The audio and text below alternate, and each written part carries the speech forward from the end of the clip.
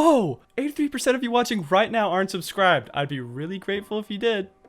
What is up, people? Tenzit here, and today I'm back with another Wailing Caverns Wild video. Today, the deck is Reno Demon Hunter. This is an interesting one, as Demon Hunter isn't your typical suitor for a Reno deck. There are kind of two lines of play with this deck that both involve Deathrattle minions. So the first one is you either survive to the late game with your Deathrattle minions, letting them die, and then bringing them back with a big N'Zoth to close out the game. And the second is to survive to the late game with the Reno package and various other means to then slam a Deathspeaker Blackthorn to close out the game that way. These plans can also work in tandem throughout the game as you're just playing those Deathrattle minions and trying to survive. With a lot of the taunt Deathrattles in life game, this is definitely built as an anti-aggro deck, so this isn't the best time to be trying it out, but let's see if we can get some wins. So without further ado, let's get into those games. How's it going, Illidan? Little do they know, we aren't playing your normal odd Demon Hunter. It's actually a pretty good curve. I think we'll maybe not keep the Deathspeaker, but having these two is pretty solid. Getting some low-cost cards would be pretty nice just to fill the curve up.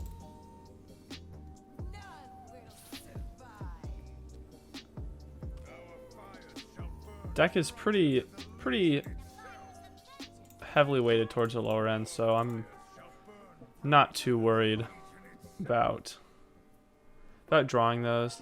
And see, we got that Battlemage right away. Does feel weird just playing a vanilla 2/2 in a deck, but I suppose it's makes the cut. Consume magic is actually just what we're looking for. Trueaim Crescent, you know what? I'll play it just to have it up, but I'm not gonna swing. It'll be useful next turn though with this Ectoplasm.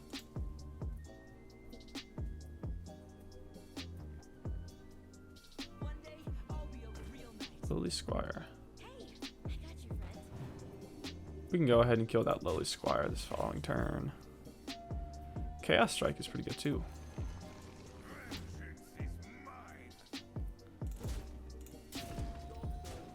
Cool. So this following turn, I think I will Chaos Strike and probably Neophyte, just as a pretty good tempo play. That's unfortunate. Well played from our opponent there. Actually puts a pretty good halt in our plans. So does that. Rotten Applebaum is a nice recovery, though, I will say. I'll go ahead and play this just to hold them off a little bit. And it's interesting to guess which one of these we should play. Since they don't have a huge control over the board, I think this Sludge Belcher will probably be a pretty big deficit to them. And then we can save the Applebaum to the later turns. Didn't we have lower health? That's quite good. That is a very good draw. I think I'm gonna play the Belcher.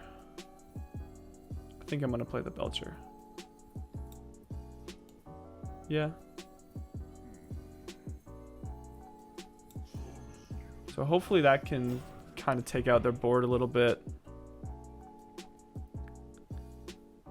And just hold them steady, and then we can follow up with an Applebaum to gain some health back. And then follow that up with Deathspeaker Blackthorn.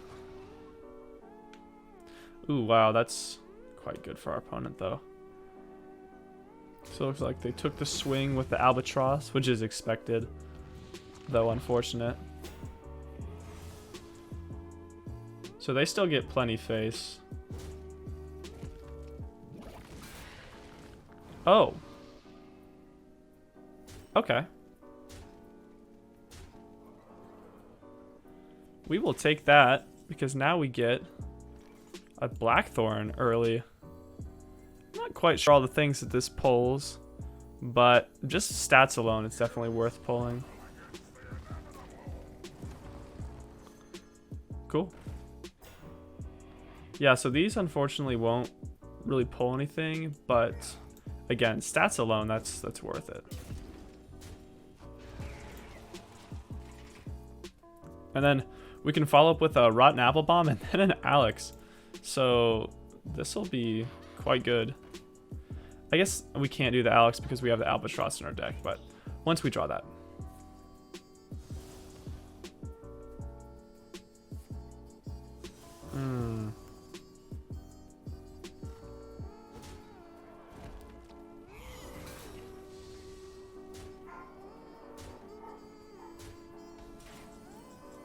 Tuskpiercer.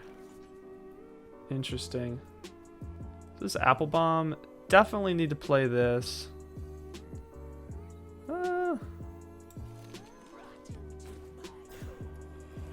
And unfortunately this does have to die, though we obviously do not want it to. So how should we sequence this? I'll go ahead and I will go ahead and swing here and swing here. And then I don't really want that anymore. I'm going to try and break this as soon as possible. If they draw a Consume Magic, we are we are in for some beaten, but oh, that's also really good.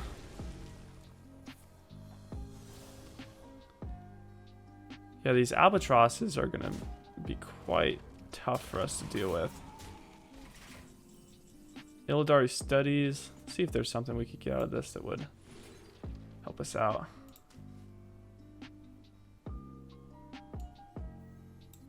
Let's go ahead and get some cards.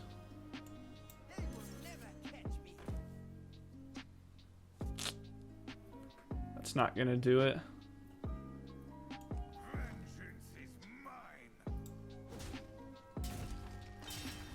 Felrattler's not bad though.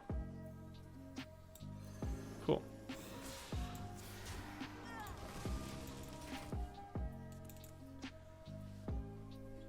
So it is lucky on our end that we ended up getting that minion that we could play off of that swing instead of just taking a 1 and not killing the minion, but I like taking the risk for a playable. We just need to look for an out here. We're running low on options.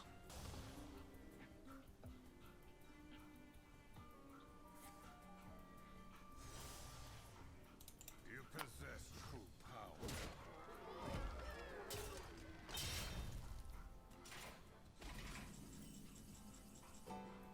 So is that was left over? I thought they oh my gosh. I thought they had a sec I thought that was the first one. And I was like, "Oh no, we just lost?" No, we got this game in the bag. Are you serious? Oh my gosh. Wow. Oh my gosh. Oh, tricking me like that. Oh. How's it going, Thrall? I think this is a full mull, actually. None of those cards work super great in conjunction with each other. This is a hand now. Now we're cooking. Cool. So I think I'll go ahead and Illidari Studies. And I'm going to keep this Fellblade, actually. I really enjoy this card in the aggro matchup, which I'm going to guess it is, and it looks like I guessed correct. We can go ahead and just kill that off the bat. I don't want that sticking around. Cool. On the next turn, we can Hero Power Panthara, or we can play this. Yeah, I really enjoy this card in the aggro matchup. Just, it can catch opponents out of nowhere, and it's such a good tempo swing. We need to kill that. That cannot live. So I think I will go ahead and play this. Because, yeah, that card is very good. Very good. And I don't want to use the Zeph yet. And I will play that. Cool.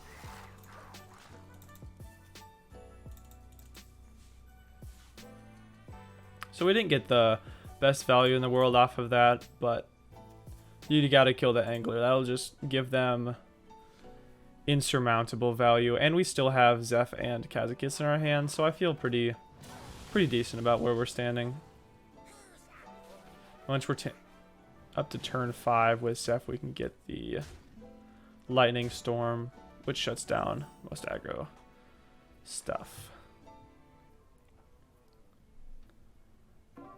Both Panthara and Razorboar are pretty good here.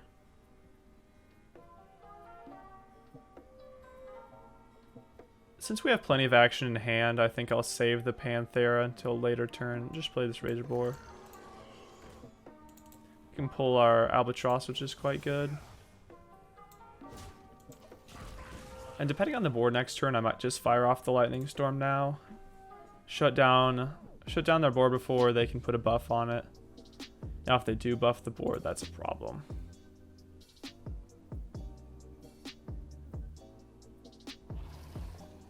Okay.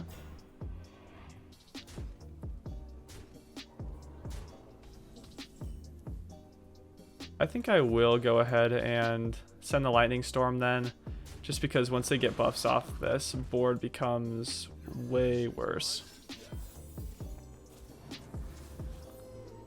Cool.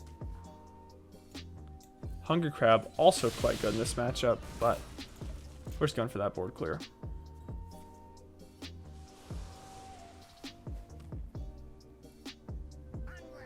Okay. So interesting. Oh, it was created by Underbelly Angler. It's like, why are they running that? I'm gonna go ahead and go for a 5 Golem here and try and maintain our board. Maybe buff it up.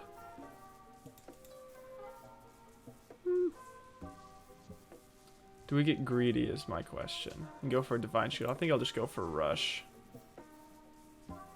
And I'll go for the copy. See, with the Divine Shield, I was wondering if we get the Divine Shield, I want the copy, but we could also do the 3 damage. We're the late game deck. I feel like it's a late game deck.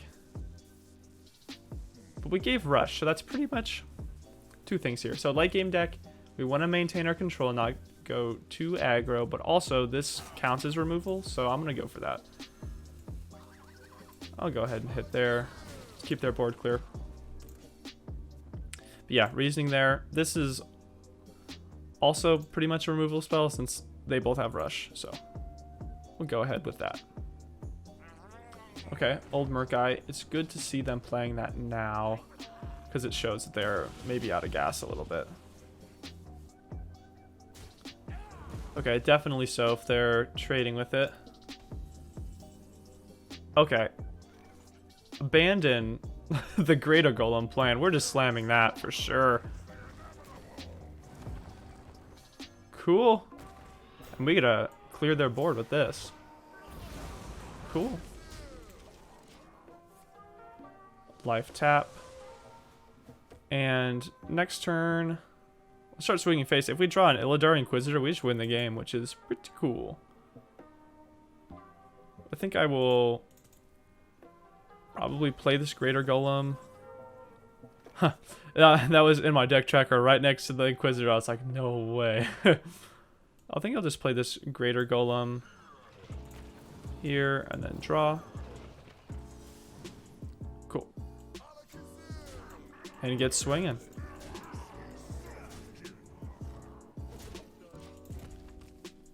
So opponent can deal with this with a Flurgle Toxfin, so if they have that, then this is going to look a little silly. But then we'll just follow up with Alex, so Not really too worried about that. Looks like they might be digging for it though. Okay. Oh, so they don't have Toxfin, it looks like. Oh, okay. I was like, I'm gonna look like a fool for building out that board. We had Alex anyways, so that was my reasoning there. How's it going, Jaina? I like your name, Jaina. Pants too tight. Cool. Zeph makes me feel much more comfortable with this hand. I think I'll get rid of Zai because the good cards we have in our hands we're not going to wait to copy, but the rest I think is good enough to keep. Cool. See if we can get a Deathrattle to trigger with this guy. Deathhead's Cultist. And we unfortunately aren't sure what our opponent is. But I guess, I mean, so I'm probably not going to choose this Consume Magic. It's between the Glide and the Stelina, and I think the Stelina is always more disruptive, right? We just have to make sure we outcast it. Because if this is Secret Mage, oh, this is Secret Mage. So my reasoning was if the matchup ended up being like a combo mage, then this would be really nice, and Glide would also be good, but meh, we don't know if they have it or not. I don't know. It's a tough call. It's a tough call. Because Glide gets rid of our hand, and we have plenty of stuff that we want in it, so I don't know. Go ahead and play this guy. Cool. And having this Death Speaker is quite good. We also have Mutanus, which should be pretty nice.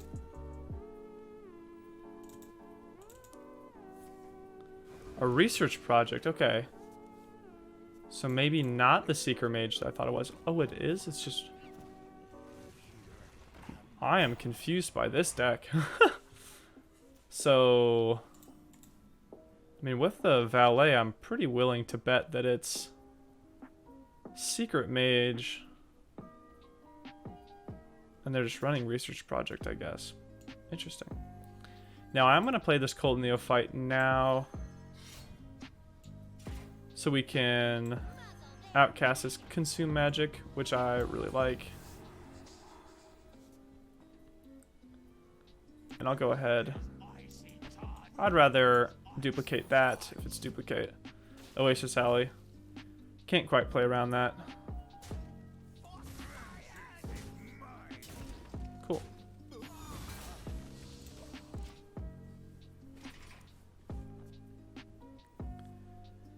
We just keep getting closer to our Death Speaker. And we still have our Applebaum and our Sludge Belcher in our deck, which are big time Deathrattle minions.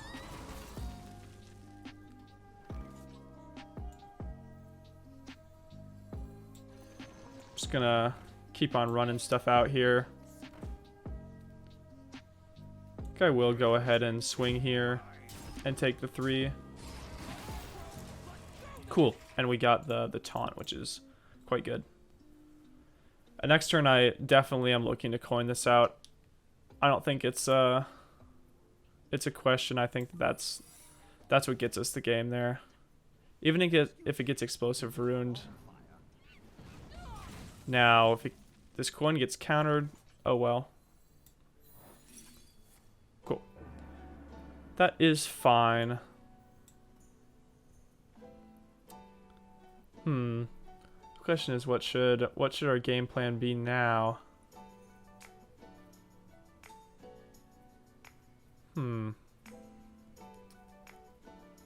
We can draw a card off this. We can get a big Golem.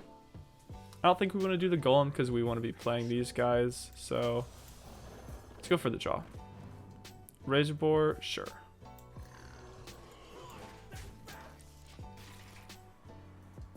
Yeah, normally there, if I didn't have these two threats I'm going to be slamming over the next couple turns, I would be just playing that and getting like a 5 golem. I could even get a 1 golem there. And arguable that I maybe should have done that. This is one, so is this like a secret mage combo mage hybrid? It looks like it might be. It's really cool, whatever it is. And if this gets explosive ruined, it's okay. Because all the value we get, obviously. So let's go ahead and slam it. It'd be nice if it didn't, though. Fair enough. It's quite nice that we got this. Another Oasis Alley, okay.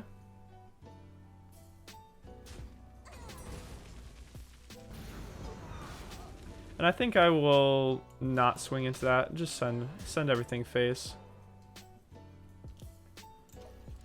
But I'll conserve our weapons since we do have this Illidari Inquisitor. In the following turn, because this deck is strange.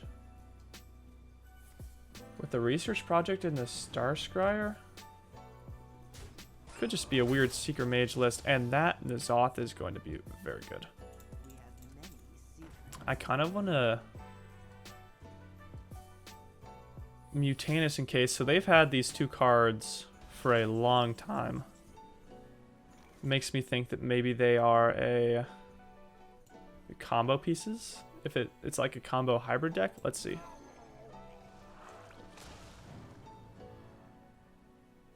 Just a Cloud Prince. Definitely still a good hit though. Especially since we still got that 2 off. That 2 health left.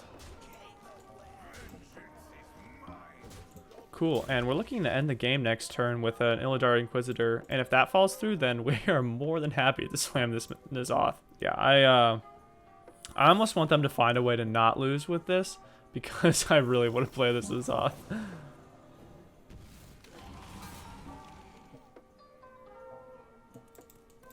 Yeah, it doesn't die to explosive runes. We've seen both already, though. And that could be Ice Block, in which case they're doing good. I don't think it's worth stopping to play that.